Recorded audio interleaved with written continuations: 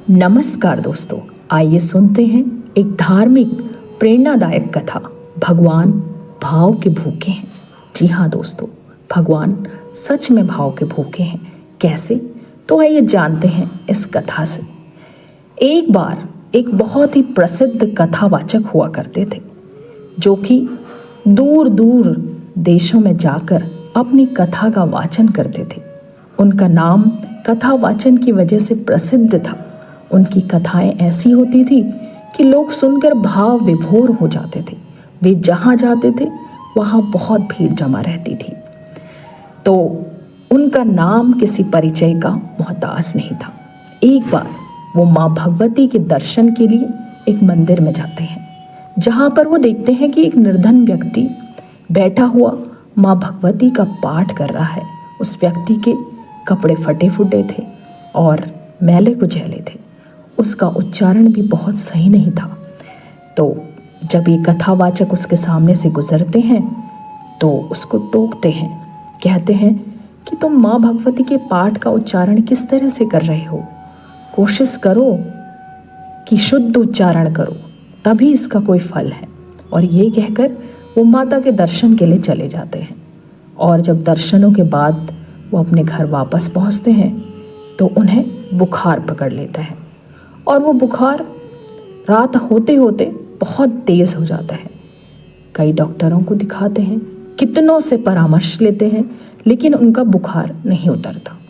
अगले दिन वे फिर से किसी तरह से अपने सेवकों के साथ उसी मंदिर में जाते हैं। देखते हैं कि वही निर्धन व्यक्ति माता की पाठ में लीन है, लेकिन इस बार वो उस तन्मयता से माता का पाठ नहीं पढ़ पा रहा है। वो बीच में रुक जाता है। तो कथावाचक उसके सामने जाते हैं। वो कहते हैं, जो मैंने तुमसे कहा क्या तुम वो कर रहे हो? तो व्यक्ति हाँ में सिर हिलाता है। तो कथावाचक उसके सामने हाथ जोड़ते हैं, कहते हैं, नहीं, तुम ऐसा मत करो। तुम जैसे पढ़ते थे तुम वैसे ही पढ़ो, उसी तरह से पढ़ो। मेरा तरीका गलत है। तुम जैसे व्यक्ति के मुझे दर्शन हुए, ये मेरा अहोभाग्य है। मेरा कोई पुण्य होगा जो तुम्हारे दर्शन हुए, क्योंकि जब मैंने तुम्हें टोका उसके बाद जब मैं घर पहुंचा तब बुखार से पीड़ित हो गया। मेरा बुखार उतरा ही नहीं।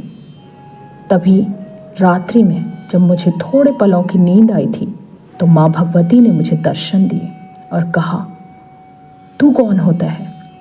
मेरे भक्त की त्रुटि निकालने वाला, उसके भाव में त्रुटि निकालने वाला। तू सिर्फ अपना काम कर, लोगों को अपना काम करने दे। तेरी वजह से वो तन्मयता भूल गया है। तेरी वजह से उसकी भक्ति अब भक्ति नहीं रही, वो असमंजस में है। उसे चिंता है कि वो अशुद्ध पढ़ रहा है। तूने ऐसा क्यों किया? तू जा, उसको बता कि उसकी कोई गलती नहीं है। वो जैसे पढ़ रहा है उसे वैसे पढ़ने दे। यही सुनकर मैंने इंतज़ार किया कि सवेरा हो जाए किसी तरह से और मैं तुम्हारे पास पहुंच जाऊं। तो मैं तुमसे कहना चाहता हूं, मुझे माफ़ कर दो। इतने जीवन काल में लगातार मैं कथा वाचन कर रहा हूं, न जाने कब से कर रहा हूं। लोग मेरी कथा से इतने भाव विभोर हो जाते हैं, उसके बाद भी आज तक मुझे माता के दर्शन नहीं हुए। और तुम्हारे दर्शन से मुझे आज माँ भगवती के दर्शन हो गए हैं। मैं कितना भाग्यशाली हूँ और मैं तुम्हारे हाथ जोड़ता हूँ।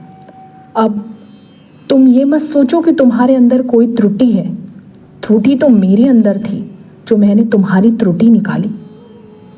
आज से तुम उसी तरह से कथा करो, उसी तन्मयता से, और जैसे तुम आज तक उच्चारण करते आए थे तुम उसी तरह से उच्चारण करो। फिक्र मत करो कि तुम क्या पढ़ रहे हो। तो दोस्तों, आपको ये कहानी कैसी लगी? इस कहानी का सार सिर्फ इतना ही है कि भगवान नहीं चाहते कोई तामझाम, भगवान नहीं चाहते बहुत सारा सामान, भगवान नहीं चाहते आप फूल अर्पित करो, आप सोना अर्पित करो। भगवान चाहते हैं आप भाव अर्पित करो। भगवान केवल भाव के भूखे हैं। भगवान की भक्ति में अगर हमें कोई चीज़ शुद्ध रखनी है तो वो है हमारे भाव, जो हम उन्हें अर्पित करते हैं। इसलिए तो कहते हैं दोस्तों कि हम मानसिक पूजन भी कर सकते हैं। हम मन ही मन में भगवान को जो कुछ भी अर्पित करना चाहें वो कुछ अर्पित कर सकते हैं। हमें भौतिक रूप में किसी चीज़ की आवश्यकता नहीं है। भगवान को चढ़ाने के लिए हमें कोई विशेष चीज़ नहीं चाहिए होती है। बस यही बात हमें समझनी है। तो दोस्तों, ये कहानी आपको कैसी लगी? अगर आपको अच्छी लगी तो लाइक ज़रूर कीजिए। धन्यवाद।